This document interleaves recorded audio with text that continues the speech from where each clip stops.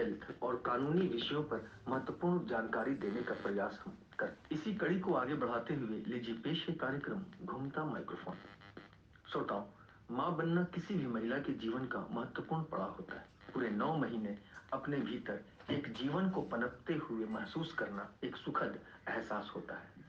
प्रकृति की इस सृजन प्रक्रिया में एक महिला का शारीरिक और मानसिक दोनों स्तरों पर स्वस्थ होना सबसे जरूरी है।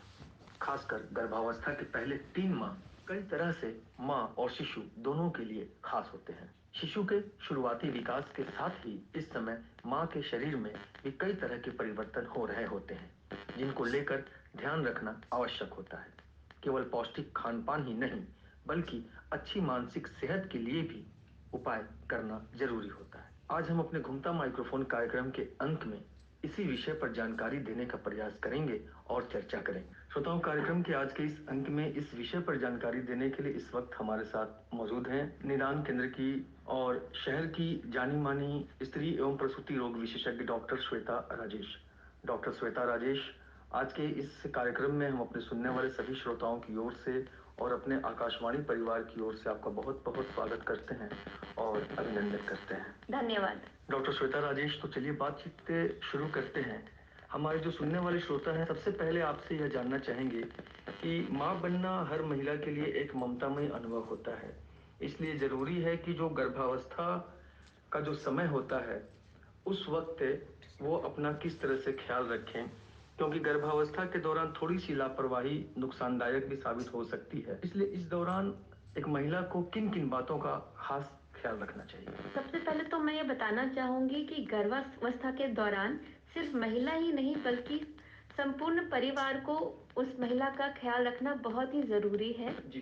क्योंकि उस महिला के साथ एक और जान जुड़ी हुई है। हमें घर का माहौल खुशनुमा रखना चाहिए, पौष्टिक खाना खाना चाहिए और समय समय पर चिकित्सक से परामर्श लेना चाहिए।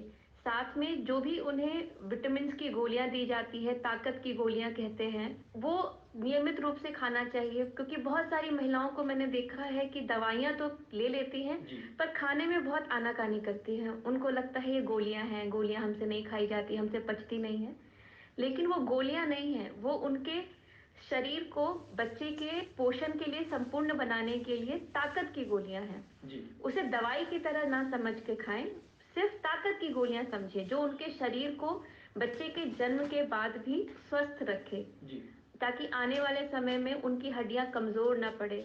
आपने सुना होगा कि महिलाएं बहुत कंप्लेन करती हैं कि हमें पीठ में दर्द रहता है, कमर में दर्द रहता है, पर पुरुषों के कंपैरिजन में देखें महिलाओं को बहुत दर्द रहता है और जल्दी दर्द आ जाता है। पुरुषों को जो 60 वर्ष में दर्द आता है वो महिलाओं को 40 वर्ष में आ जाता है। उसका कारण यही है कि महिलाएं अपने स्वास्थ्य का ध्यान उस तरीके से नहीं रख पाती और उनके पास बच्चा पैदा करने का एक एडेड बर्डन है कि वो बच्चा पैदा कर रही है तो बच्चा कैसे आ रहा है, उनके शरीर से ही बन रहा है। तो ये एक कारण है। और हाँ, साथ में घर वालों को भी बिल्कुल ध्यान रखना चाहिए कि वो समय पे खाना खा रही हैं, समय पे गोलियां ले रही हैं। तो अगर इन सब चीजों का ख्याल रखा जाए तो महिलाओं का 9 महीना भी अच्छा गुजरता है और आने वाले समय भी अच्छा गुजरता है। जी। डॉक्टर श्वेता राजेश, गर्भ धारण करने के बाद का जो प्रथम 3 महीना होता है उस महीने में काफी ख्याल रखने की जरूरत होती है। उस दौरान थोड़ी सी भी लापरवाही अगर करते हैं तो उसका असर बच्चे पे भी पड़ सकता है और जो गर्भवती महिला है उस पर भी पड़ सकता है। इस पर आप क्या कहना चाहेंगे? हाँ, क्योंकि पहला 3 महीना जब होता है बच्चे का, वो समय होता है बच्चे का एक एक ऑर्गन बन रहा होता है। मतलब वो शुरुआती विकास होता है बच्चे का, दिमागी विकास, शरीर का विकास उसी समय हो रहा होता है। उस समय थोड़ा बच्चा डेलिकेट भी होता है, कमजोर होता है थोड़ा।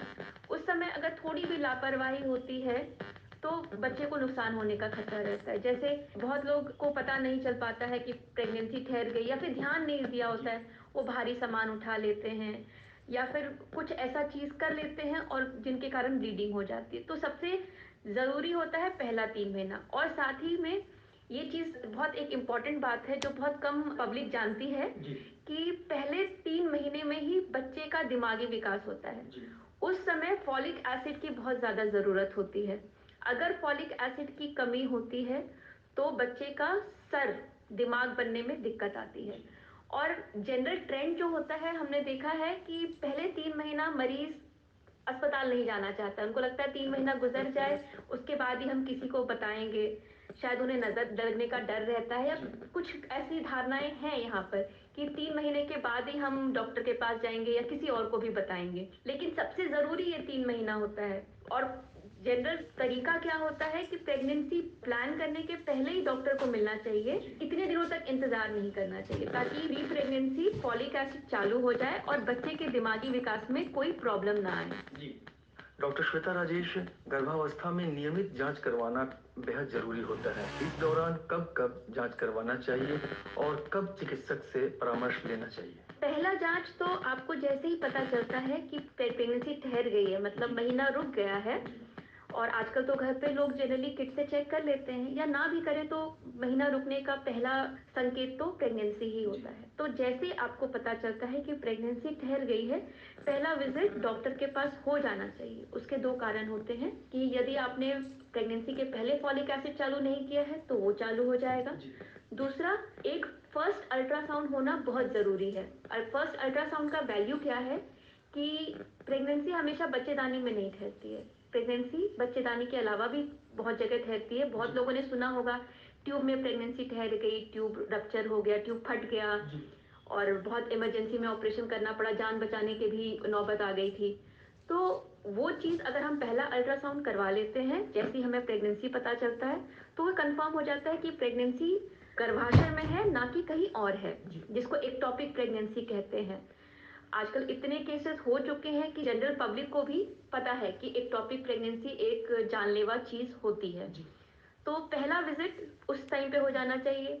फिर एक होता है फर्स्ट ट्राइमेस्टर अनोमली स्कैन। इसका मतलब है पहले 3 महीने में एक अर्ली अनोमली स्कैन होता है, जिसमें छोटी मोटी जो खराबियां होती है, जैसे दिमाग का ना बनना या फिर जेनेटिक प्रॉब्लम होती है, डाउन सिंड्रोम, वो हमें एनटी स्कैन से पता चल जाता है। तो ये सब चीज़ें पहले 3 महीने में हम लोग रूल आउट कर सकते हैं ताकि कुछ भी प्रॉब्लम हो तो जल्द से जल्द उसका निवारण हो जाए। जैसे जैसे प्रेगनेंसी आगे बढ़ जाती है, इन सब चीज़ों को कंट्रोल करना मुश्किल हो जाता है। कंट्रोल इन द सेंस, इसका इलाज नहीं होता। अगर दिमाग बच्चे का नहीं बन रहा है, खोपड़ी नहीं बन रही है, उसका कोई इलाज तो नहीं होता। पर अगर पहले 3 महीने में हमें पता चले तो उसका अबॉर्शन, उसकी सफाई ईजी होती है कंपेयर टू जब हमको 5वें महीने में पता चलता है। ठीक है, तो उस समय हो जाना चाहिए। 11 से 13 हफ्ते में एक अल्ट्रासाउंड होना चाहिए। फिर तीसरा विजिट होना चाहिए लगभग 18 से 20 हफ्ते के दौरान। उस समय लेवल 2 अल्ट्रासाउंड होता है, जिसमें बच्चे का एक एक अंग देखा जाता है कि सब कुछ अंदर का अंग, हार्ट, किडनी, लिवर, सब कुछ सही बना है कि नहीं, हाथ पैर सब कुछ सही होना चाहिए। ये इतना तो सबसे बिल्कुल इम्पॉर्टेंट ये सारे विजिट्स हैं। उसके बाद हम मंथली बोलते हैं विजिट करने के लिए, ताकि बच्चे का ग्रोथ कैसा है और मदर का हेल्थ कैसा है, हीमोग्लोबिन ठीक है कि नहीं, क्योंकि हर विजिट में एक बार हीमोग्लोबिन कराने से आइडिया रहता है कि मदर का हीमोग्लोबिन कम तो नहीं हो रहा। क्योंकि बच्चे को कभी पोषण की कमी नहीं होगी, मगर माँ को खून की कमी हो भी रही है तो भी बच्चा पूरा खून लेता रहता है, माँ का कम होता रहता है। तो हमें माँ को भी तंदुरुस्त रखना है ताकि वो 9 महीने में नॉर्मल डिलीवरी करा सके। और फिर उसके बाद मंथली विजिट रहता है और एंड में जब आखिर का 9वां महीना चढ़ जाता है तब हम वीकली बुलाते हैं, हर हफ्ते एक बार बुलाते हैं। उस समय बच्चे की धड़कन का ध्यान रखते हैं, बच्चे का पानी तो कम नहीं हो रहा, बच्चे का पोजीशन कैसा है, बच्चे का नॉर्मल डिलीवरी होने का चांस कैसा है, वो सब चीज़ लास्ट के 1 महीने में हमको रेगुलर मॉनिटर करना होता है। अगर कुछ भी उस दौरान प्रॉब्लम लगती है तो उसके हिसाब से मरीज को बता के उनका डिलीवरी कराया जा सकता है। जी मैम, बहुत सारी महिलाएं ऐसी हैं जो दूसरी या तीसरी बार मां बनने वाली होती हैं। उन्हें इस दौरान क्या सावधानियां बरतनी चाहिए, इसकी कुछ जानकारियां तो उन्हें होती है, लेकिन जो पहली बार मां बन रही होती हैं उनके लिए यह जानना बहुत ही जरूरी हो जाता है कि हेल्दी प्रेगनेंसी के लिए किन बातों का ख्याल रखना चाहिए। इस पर आप क्या कहेंगे? पहली बार माँ बनने वाली महिलाओं के लिए मैं ये बताना चाहूँगी कि पहला तो जब वो रेगुलर चेकअप रहती हैं तो डॉक्टर उनको प्रॉपर एडवाइस देती रहती हैं, क्या खाना है क्या नहीं खाना है, कब किस समय दवाइयाँ खानी हैं, क्या एक्स्ट्रा चीज़ें नहीं खानी है जो बच्चे को नुकसान कर सकती हैं। इसके अलावा खान पान में जो डेली जो हम लोग खाना खाते हैं उसमें सब्जी की मात्रा और दाल की मात्रा अच्छी होनी चाहिए, रोटी और चावल अगर कम भी हो जाए तो कोई बात नहीं, वो तो जितनी भूख लगती है उसके हिसाब से इंसान खा लेता है। पर अगर दाल और सब्जी अच्छे से खाने से उनकी प्रोटीन में कमी नहीं आएगी, उनके मल्टीविटामिन्स में कमी, मिनरल्स में कमी नहीं आएगी। तो उनको अपने खाने में इस चीज़ का ध्यान रखना चाहिए कि 1 कटोरी दाल डेली और 1 कटोरी सब्जी सुबह और शाम ज़रूर खाना चाहिए। अगर वो अंडा खाने वाली महिला है तो डेली का 1 उबला हुआ अंडा कभी नुकसान नहीं करता। इनफैक्ट वो उनका प्रोटीन अच्छा रखता है और बच्चे का ग्रोथ भी अच्छा रहता है। जो अंडा और या चिकन कुछ नहीं खाती हैं, जो बिल्कुल ही प्योर वेजिटेरियन मरीज होती हैं, उनके लिए अगर डेली का 100 ग्राम पनीर खा सकती है, कच्चा पनीर। दूध दही तो खाना ही चाहिए, दूध की सबसे ज़्यादा ज़रूरत है ताकि उनकी हड्डियाँ कमज़ोर ना हो, क्योंकि महिलाओं को प्रेगनेंसी के दौरान लगभग 1500 mg की कैल्शियम की ज़रूरत है। तो 1 ग्लास दूध हमें 250-300 ही देता है, तो उनको कम से कम 2 गोली और 1 ग्लास दूध पीना चाहिए, तो उनका लगभग कैल्शियम का रिक्वायरमेंट पूरा होता है। प्रोटीन इसलिए खाना चाहिए ताकि बच्चे को जो ब्लड सप्लाई मदर से जा रहा है वो कॉम्प्रोमाइज़ नहीं हो, बच्चे का ग्रोथ अच्छा रहे और महिला भी तंदुरुस्त रहे। बाकी खान पान नॉर्मल रहना चाहिए। मरीजों को मैं एडवाइस करती हूँ कि ज़्यादा ऑयली और मसालेदार खाना ना खाएं। तेल मसाले का परहेज थोड़ा करना चाहिए। वैसे तो मन करता है प्रेगनेंसी में ज़्यादा चटोरी चीज़ें खाने का, चटपटी चीज़ खाने का, पर रेगुलर नहीं, क्योंकि वो फिर मरीज को पेट में परेशान करता है। गैस की प्रॉब्लम होती है, एसिडिटी की प्रॉब्लम होती है, तो उसके लिए क्या करना चाहिए? बहुत गैस की दवा तो नहीं खिलाती मैं एडवाइस करती हूँ कम से कम 2 से 3 लीटर पानी डेली पीना चाहिए। मतलब कैलकुलेट करके गिनना है उनको, अपनी बॉटल अलग बना लें कि हम गिन रहे हैं कि 1 लीटर की बॉटल है, दिन में 3 लीटर पीना ही पीना है। तो अगर मान लीजिए किसी दिन बहुत स्पाइसी खाना खा भी लिया तो वो पानी उसको मैनेज कर लेता है। तो ये इतनी चीज़ों का ध्यान रखने से उस महिला का 9 महीना बढ़िया से गुजर जाता है, नॉर्मल डिलीवरी का भी चांस बढ़िया रह जाता है। थोड़ा बहुत एक्सरसाइज कर सकती हैं। एक्सरसाइज में बेस्ट तो रहता है कि मॉर्निंग या इवनिंग वॉक कर लें। सैर करना सबसे बढ़िया व्यायाम है, स्पेशली प्रेग्नेंट महिलाओं के लिए, क्योंकि उसमें कोई स्ट्रेस नहीं है, कोई बच्चे पे ज़्यादा वो नहीं आता, प्रेशर नहीं आता और महिला भी तंदुरुस्त रहती है। जितनी एक्टिव महिला रहती है, चांस ऑफ नॉर्मल डिलीवरी उतना ज़्यादा हो जाता है ना? क्योंकि महिला इस समय बीमार नहीं है, वो प्रेग्नेंट है, खुशी का चीज़ है, तो हमको उनको बेड रिडन नहीं रखना, उनको हमको नॉर्मल जितना काम कर सकती है, जितना उनसे मैनेज होता है वो कर ले, थोड़ा सा घूम फिर लें। जिन श्रोताओं ने अभी अभी रेडियो ऑन किया उन्हें हम बता दें कि आप सुन रहे हैं कार्यक्रम घूमता माइक्रोफोन, और कार्यक्रम में जानकारी देने के लिए इस वक्त हमारे साथ बनी हुई है सासाराम शहर की जानी मानी स्त्री एवं प्रसूति रोग विशेषज्ञ डॉक्टर श्वेता राजेश। डॉक्टर श्वेता राजेश, चलिए बातचीत के सिलसिले को आगे बढ़ाते हैं और अब हम आपसे जानना चाहेंगे कि स्ट्रेस यानी तनाव स्वास्थ्य का सबसे बड़ा दुश्मन है। इसका असर एक गर्भवती महिला और उसके होने वाले बच्चे दोनों पर पड़ता है। मानसिक और शारीरिक तनाव से दूर रहना बहुत ही जरूरी है, खासकर इस दौरान स्ट्रेस से दूर रहने के लिए क्या करना चाहिए और इसका कितना असर स्वास्थ्य पर पड़ता है एक स्त्री के और उसके होने वाले बच्चे पर? स्ट्रेस से तो बिल्कुल दूर रहना चाहिए, क्योंकि कहते हैं बच्चे का कान बन जाता है लगभग 5 महीने से, तो बच्चा सुन सकता है। अगर महिला स्ट्रेस में रहती है तो उनके अंदर के हार्मोन्स में चेंजेस आते हैं और वो थोड़ा बच्चे पे नेगेटिव इफेक्ट भी देते हैं। तो स्ट्रेस से बिल्कुल दूर रहना चाहिए। प्रेगनेंसी में ऐसे भी बीपी बढ़ने का थोड़ा बहुत खतरा रहता है। अगर जनरल स्ट्रेस रहे मरीज को तो ये खतरा ज़्यादा हो जाता है और चांस है कि वो बीपी उनका हाई हो ही जाएगा और उससे भी पूरी प्रेगनेंसी बहुत तनावपूर्ण हो जाती है, बहुत एक्स्ट्रा दवाइयाँ खानी पड़ जाती है और शायद प्री टर्म डिलीवरी भी करानी पड़ जाए, क्योंकि बीपी बढ़ने से दौरे आने का खतरा रहता है। तो महिला को भी कोशिश करना चाहिए, साथ में उनके परिवार को भी कोशिश करना चाहिए कि उनको किसी भी प्रकार के तनाव से दूर रखा जाए। जितना खुशनुमा माहौल होगा उतना ही स्वस्थ बच्चा होगा, उतनी ही स्वस्थ वो गर्भवती महिला होगी।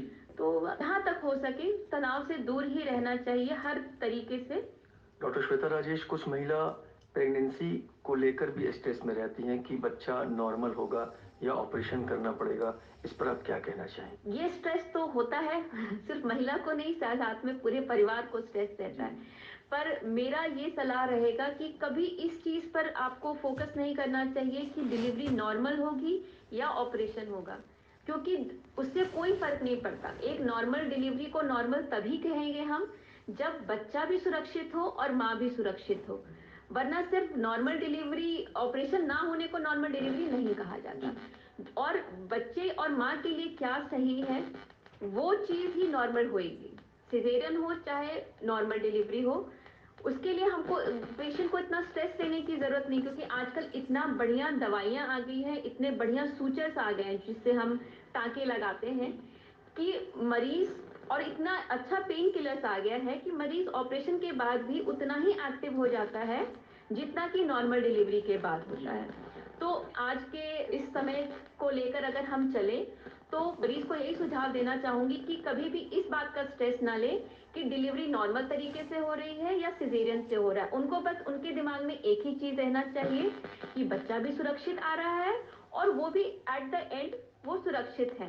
5-10 दिन तो नॉर्मल डिलीवरी के बाद आराम करना ही पड़ता है, किसी किसी को ज्यादा भी करना पड़ जाता है, उतना ही आजकल सिजेरियन के बाद करना पड़ता है, क्योंकि हम इतना बढ़िया पेन किलर्स देते हैं, सूचर्स इतना बढ़िया इस्तेमाल होता है कि 10 दिन में वो पूरा घाव हील हो चुका होता है। तो इस चीज का स्ट्रेस तो बिल्कुल भी ना लें, कोई भी ना लें। डॉक्टर साहिबा, एक महत्वपूर्ण सवाल कि एक महिला को कितना आराम करना चाहिए, गर्भवती महिला को कितनी नींद लेनी चाहिए उन्हें? काम के साथ साथ आराम भी उतना ही जरूरी है, क्योंकि इस समय थोड़ा काम करने की कैपेसिटी कम हो जाती है। तो थोड़ी थोड़ी देर में महिला को थकान ज्यादा आता है, तो समय समय पर आराम करना चाहिए। सुबह समय पर उठ जाए, सारा अपना दिनचर्या का काम कर कर फिर दोपहर में कुछ 1 घंटे आराम कर लें। फिर शाम को शाम का काम जो भी होता है घर का हल्का फुल्का वो निपटा कर रात में, लेकिन कम से कम 8 घंटे की नींद होनी बहुत जरूरी है। क्योंकि जब वो नींद पूरी लेती हैं तो उनका शरीर वापस से अगले दिन के लिए तैयार हो जाता है, और जब वो सोती हैं तो बच्चा भी आराम से सोता है। तो ये बहुत जरूरी है कि माँ समय समय पे आराम करे। लेकिन मैं बार बार ये कहना चाहूंगी, प्रेगनेंसी बीमारी नहीं है, है ना? प्रेगनेंसी तो एक खुशी का मौका है। हम ऐसा नहीं कहेंगे कि प्रेग्नेंट हो तुम बिल्कुल बेड से नहीं उठो, बिल्कुल कोई काम नहीं करो। कुछ कॉम्प्लिकेशंस होते हैं, कुछ प्रेगनेंसी कॉम्प्लिकेटेड होती है जिसमें हमको मरीज को बिल्कुल बेड रेस्ट पे डालना पड़ जाता है। पर जिनकी बिल्कुल नॉर्मल प्रेगनेंसी है, इन जनरल हम मरीजों को बोलते हैं एक्टिव रहिए। जितना आप एक्टिव रहेंगे उतना नॉर्मल डिलीवरी का चांस रहेगा। But at the same time आप कुछ ऐसा भारी काम ना करें, ऐसा भागने दौड़ने वाला काम ना करें जो बच्चे को नुकसान कर सकता है। दिन का काम जैसे खाना बनाना वगैरह वो सब तो इजीली कर सकते हैं, उसमें कोई स्ट्रेस नहीं है, ना बच्चे को स्ट्रेस है ना महिला को स्ट्रेस है। और जब जब थकान लगे तब तक वो आराम कर लें, बस इतना ही काफी रहता है। अंतिम के 3 महीने में थोड़ी परेशानी आ सकती है, क्योंकि जैसे जैसे बच्चे का वजन बढ़ता जाता है वैसे वैसे महिला को उठने में, बैठने में, हिलने में थोड़ी परेशानी बढ़ती जाती है। तो वो अपने कंफर्ट के अकॉर्डिंग पेशेंट काम कर सकती है, जितना काम हो सके उतना ही काम करे। पर ऐसा जनरल यही देखा गया है कि खाना बनाने में कोई परेशानी नहीं होती महिला को, स्पेशली अगर खड़े होके बनाना है तो वो काम महिला आराम से कर लेती है। हाँ, झाड़ू पोछा लगाना या नीचे बैठ के खाना बनाना वो मुश्किल होता है। कभी अगर हमारा मरीज ऐसा बोलता है कि हमको नीचे बैठ के खाना बनाना है, तो फिर मैं उनके घर वालों को समझाती हूँ कि नीचे बैठना बहुत ही मुश्किल हो जाता है। जैसे 7वां महीना जाते जाते नीचे ऊपर बैठना बहुत मुश्किल होता है, तो वो चीज अवॉइड करनी भी चाहिए, क्योंकि बच्चे पर भी थोड़ा दबाव आता है। बाकी हल्का फुल्का काम करने में कोई हर्ज नहीं है। डॉक्टर श्वेता राजेश, आपने बातचीत के क्रम में यह बताया कि महिलाओं को किस तरह का खाना खाना चाहिए, एक्सरसाइज किस तरह की होनी चाहिए, कितनी नींद लेनी चाहिए, बहुत सारी बातें आपने बताई। अब हम ये जानना चाहेंगे कि प्रेगनेंसी के दौरान एक महिला को क्या क्या दिक्कतें हो सकती हैं? सबसे आम तकलीफ जो महिला को होती है वो होती है पेट में दर्द का होना। ठीक है, तो महिला जनरली हर विजिट में ये चीज बोलती ही है कि हमारे पेट में दर्द रहता है। थोड़ा बहुत पेट में दर्द नॉर्मल है। क्यों होता है पेट में दर्द? क्योंकि बच्चा अंदर धीरे धीरे ग्रो कर रहा है, जैसे जैसे ग्रो करता है यूट्रस थोड़ा सा फैलता है, थोड़ा बहुत हिलना डुलना होता है, थोड़ा बहुत नलों का खींचना होता है, उसके कारण थोड़ा बहुत दर्द आम बात है। या जैसे जैसे बच्चा बड़ा होता है, हिलना डुलना होता है, तो वो पेशेंट जब जब महसूस करता है थोड़ा दर्द आम बात है, उसके लिए दवा ना भी खाएं तो चलेगा। पर कभी कभी यही दर्द बहुत तेज हो जाता है। उसका 2-3 कारण हो सकता है।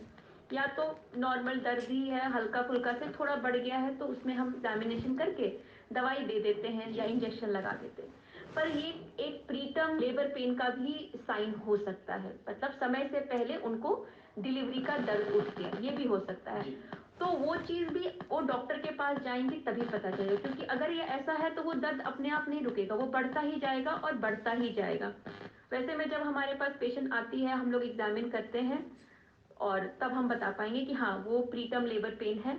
उसके अकॉर्डिंग फिर ट्रीटमेंट दिया जाए, या फिर अगर डिलीवरी ना रोक सकते हैं तो प्रीटर्म डिलीवरी हो जाती है। तो अगर नॉर्मल थोड़ा बहुत दर्द है तो मरीजों को डॉक्टर के पास जाने की जरूरत नहीं है, पर अगर तेज दर्द है, कंट्रोल में नहीं है, तो बिल्कुल डॉक्टर के पास जरूर जाना चाहिए, क्योंकि ये सब चीजें घर पे मैनेज नहीं हो सकती जी। दूसरा एक और आम तकलीफ है कि कभी कभी पेशेंट ब्लीडिंग की शिकायत करती है, स्पेशली पहले 3 महीने में। तो पहले 3 महीने में ब्लीडिंग का मतलब होता है अंदर बच्चे को प्रॉब्लम हो रही है, मतलब वो या तो प्रेगनेंसी खराब हो जाए, या तो हमने उनको एक्स्ट्रा सपोर्ट देना है प्रेगनेंसी में ताकि बच्चा बच जाए जी। वो चीज के लिए भी अगर स्लाइड बिल्कुल स्पॉटिंग भी अगर होती है, हल्की ब्लीडिंग भी होती है, तो जरूर महिला को डॉक्टर को विजिट करना चाहिए और उसके अकॉर्डिंग इलाज किया जाएगा उनका। और बाकी एक और तकलीफ बहुत कॉमन है, यूरिन में इन्फेक्शन होना पेशेंट को प्रेगनेंसी के दौरान, वो भी काफी खतरनाक हो सकता है। तो अगर यूरिन में जलन महसूस हो रहा है तो भी डॉक्टर को विजिट करें। अगर मरीज दिन में 2 से 3 लीटर पानी पीती है तो ये यूरिन में इन्फेक्शन का चांस कम रहता है, लेकिन फिर भी अगर दिक्कत है तो बिल्कुल डॉक्टर के पास जाए ताकि टाइमली यूरिन के इन्फेक्शन का इलाज हो जाए, क्योंकि यूरिन का इन्फेक्शन समय से पहले डिलीवरी का दर्द उठने का एक बहुत बड़ा कारण होता है। जिनको रेगुलर प्रेगनेंसी में 9 महीने में बार बार अगर यूरिन में इन्फेक्शन हो रहा है तो चांसेस है कि उनको डिलीवरी का पेन समय से पहले मतलब 7वें-8वें महीने में ही उठ जाए, ऐसा भी हो सकता है जी। तो यूरिन के इन्फेक्शन को कंट्रोल में रखना होगा। और बाकी तो थोड़ी बहुत प्रॉब्लम, बीपी का बढ़ना, सर में दर्द होना, वो सब चीजें रेगुलर चेकअप पे ही पता चलती है जी। डॉक्टर श्वेता राजेश, एक महत्वपूर्ण बात हम आपसे जानना चाहेंगे कि एक बच्चे के जन्म के बाद दूसरे बच्चे के जन्म के बीच कितना अंतर होना चाहिए, और यदि ये अंतर नहीं रहता है तो इसका क्या असर पड़ता है? जनरली मिनिमम 3 साल का अंतर तो होना ही चाहिए दो बच्चों के बीच में, क्योंकि जब महिला एक बच्चे को जन्म देती है उस समय उसका शरीर काफी कमजोर हो जाता है, और हम जब उस शरीर को वापस से उतना ही मजबूत करने के लिए कम से कम 3 साल का समय चाहिए। और उसके लिए क्या करना चाहिए कि जब आपकी डिलीवरी होती है उसी समय आपको अपने डॉक्टर से सलाह लेना चाहिए कि हम ऐसा क्या उपयोग करें कि हमारा अगला प्रेगनेंसी जब हम चाहें तभी हो। अनप्लान्ड प्रेगनेंसी नहीं होना चाहिए, स्पेशली एक बच्चे के बाद, क्योंकि हम मिनिमम चाहते हैं कि बच्चे को 1.5 से 2 साल तक माँ अपना दूध पिलाए। अगर इस बीच में वो फिर से प्रेग्नेंट हो गई तो पहले बच्चे का दूध तो हमें रोकना पड़ेगा, नहीं तो फिर दूसरे बच्चे को नुकसान होगा। तो आपने अपना प्रेगनेंसी अगर टाइम पे प्लान किया तो ये प्रॉब्लम नहीं होगी, लेकिन अनप्लान प्रेगनेंसी हो जाती है तो आपने पहले बच्चे का पोषण भी कम कर दिया और थोड़ा बहुत इफेक्ट तो दूसरे बच्चे पर भी आ ही जाता है। तो हमेशा आपको अपने डॉक्टर से इस चीज के बारे में सलाह लेना ही चाहिए डिलीवरी के बाद कि हम क्या इस्तेमाल करें। अभी हमारे पास बहुत सारी चीजें आ गई है जो बहुत सेफ भी होती है और उनका फेलियर का चांस भी बहुत कम होता है। तो जैसा आपको सूट करे, आप दवाई खाने में ज़्यादा अगर सेफ फील करते हैं या इंजेक्शन के माध्यम से आप अपना अंतर रखना चाहते हैं या मल्टी लोड आता है, क्या चाहते हैं वो आप अपने डॉक्टर से डिस्कस करके उसका उपयोग जरूर करें जी। डॉक्टर श्वेता राजेश, सिजेरियन के बाद ज्यादातर महिलाएं जो हैं वो पीठ में दर्द की शिकायत करती हैं, इस पर आप क्या कहना चाहेंगे? हाँ, बहुत सारी महिलाएं आती हैं जो कहती हैं कि मैडम सुई लगा था जब हमारा ऑपरेशन हो रहा था, पीठ में सुई लगाया था और उसके बाद से हमारा पीठ का दर्द गया ही नहीं है। पर जो एक्चुअल बात मैं आपको बताना चाहूंगी, पीठ में सुई लगने के कारण कभी कमर में दर्द नहीं होता, क्योंकि सुई तो हमें बहुत जगह लगता है ना, कभी साल भर तो दर्द नहीं रहता वहां पे। होता क्या है, जो प्रेगनेंसी होती है तब महिला प्रॉपर कैल्शियम नहीं लेती है, फिर जब वो दूध पिला रही हैं तभी भी वो प्रॉपर कैल्शियम नहीं लेती, तो कैल्शियम की कमी से उनकी हड्डियां कमजोर होती जाती हैं और सबसे पहला असर जो आता है वो हमारे पीठ पर आता है, क्योंकि हमारा कमर है, रीढ़ की हड्डी है, वो पूरे शरीर का वजन तो उसके ऊपर ही है। तो अगर जो महिला प्रॉपर न्यूट्रिशन लेती रही, दूध भी पिया, कैल्शियम की गोलियां भी खाई, जब बच्चे को दूध पिला रही है तभी भी कैल्शियम की गोलियां खाई, वो ये कंप्लेन नहीं करती हैं। जी। तो ये एक मिथ है, मतलब ये एक लोगों में धारणा बन गई है कि क्योंकि पीठ में सुई लगी थी इसलिए पीठ में दर्द है, पर ऐसा नहीं है। जो महिला प्रॉपर कैल्शियम नहीं लेती हैं उनका नॉर्मल डिलीवरी के बाद भी उनको उतना ही दर्द रहता है। जी। श्वेता राजेश, से कार्यक्रम के अंत में जो लोग हमारे इस कार्यक्रम को सुन रहे हैं, खासकर हमारी वैसी महिलाएं जो इस कार्यक्रम को सुन रही हैं, उनसे आप क्या कहना चाहेंगे? उनसे मेरी तरफ से यही संदेश है कि पहला तो जब भी आप प्रेग्नेंट होती हैं वो समय समय पर डॉक्टर को ज़रूर दिखाएं। आपको कोई तकलीफ नहीं हो रही है वो इनफैक्ट एक अच्छी ही बात है, पर इसका मतलब ये नहीं है कि आपका बच्चे का ग्रोथ भी सही है। तो जब हम डॉक्टर को आप दिखाएंगी तो ही पता चलेगा कि बच्चे का पानी ठीक है, बच्चे का ग्रोथ जितना होना चाहिए उतना ही है, ताकि हम समय पर अगर ग्रोथ में कुछ कमी है तो समय पर उसको बचाया जा सके, उसका इलाज करा जा सके। दूसरा कि बच्चे दो ही अच्छे हैं, इस चीज का बहुत ध्यान रखना चाहिए कि जहां तक हो सके दो ही बच्चे करें और बर्थ कंट्रोल का पूरा उपयोग करें। जी। डॉक्टर श्वेता राजेश, आपने हमसे बातचीत की और अपना वक्त दिया, हमारे सुनने वाले श्रोताओं को बहुत ही अच्छी और महत्वपूर्ण जानकारियां दी। इसके लिए रेडियो परिवार की ओर से और साथ ही साथ अपने सुनने वाले सभी श्रोताओं की ओर से पुनः आपका एक बार धन्यवाद। धन्यवाद। श्रोताओं, कार्यक्रम में अभी हम जानकारी ले रहे थे